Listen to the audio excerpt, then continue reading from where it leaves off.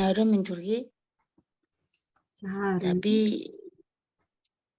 чимээгүй оролцож байна.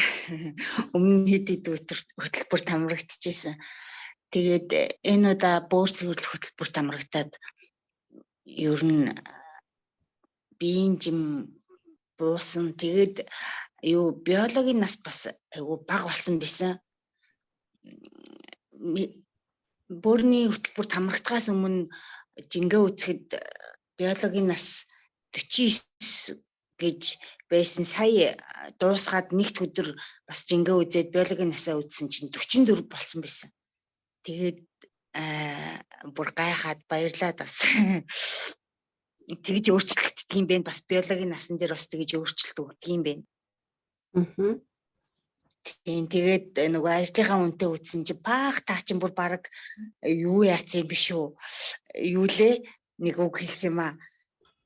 Айгуу гоё санагдаад би бүр яана ингэж амар өөрчлөгддөг юм бата биологийн насан дээр хүртэл ингэж өөрчлөгддөг юм бэ гэхээр чи одоо би эрэхтэн бүр тэр чигээрэл эрүүлжиж цэвэрсэн л гэж ойлгосон. Тэгээд айгуу их баяртай байгаа.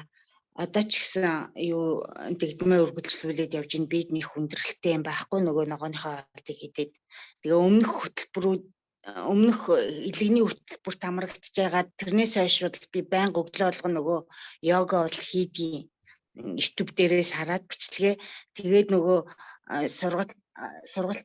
сургалтанд суучаад нөгөө энэ хичээл маань бас нэлээд хоног байдаг штэ. Тэрийгээ дуустал нь хийж явж байгаад тэгээд юу яадгийн сая энэ жил бол 2 удаа мацгийн завсралгаатай мацгийн хөтөлбөрт 2 удаа хамрагдсан.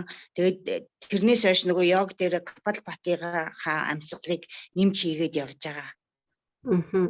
Тэгээд маш их баяртай энэ хөтөлбөрт хамрагдсандаа маш их баяртай байгаа. Ийм л үр дүнтэй байна. Ангийнхандаа баярлаа, тандаа бас маш их баярлалаа.